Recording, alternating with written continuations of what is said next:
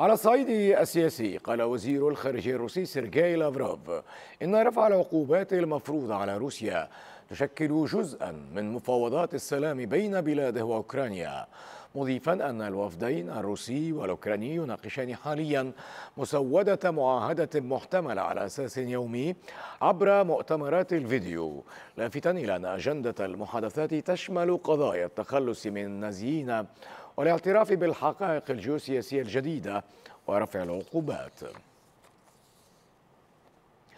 وأضاف لافروف أن موجة العقوبات الأخيرة أظهرت الوجه الحقيقي للغرب تجاه بلاده.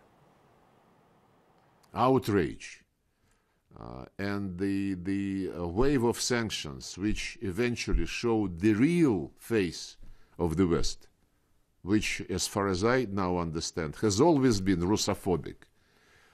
To believe that this latest wave of sanctions is going to make Russia cry uncle and to beg, for being pardoned, those planners are lousy, and of course they don't know anything about foreign policy of Russia, and they don't know anything about how to deal with Russia.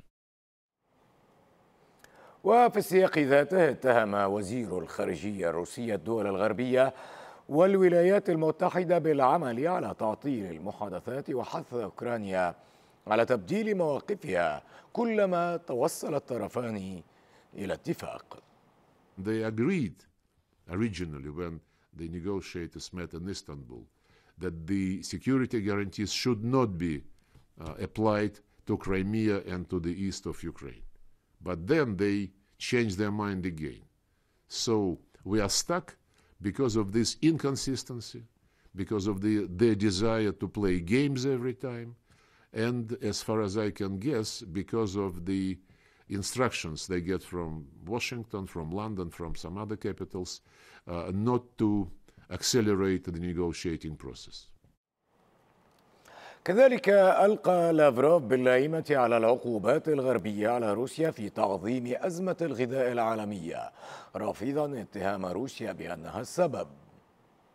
The food crisis started not this year, not 2 months ago.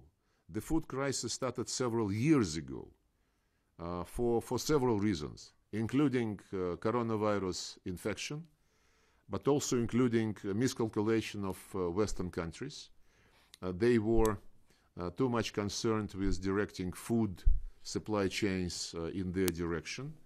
And of course, the current situation aggravated the problem, but not because Russia eventually didn't have any other choice but to defend itself and its allies from Ukrainian regime, but because the sanctions which the West announced, they broke all supply chains in most cases.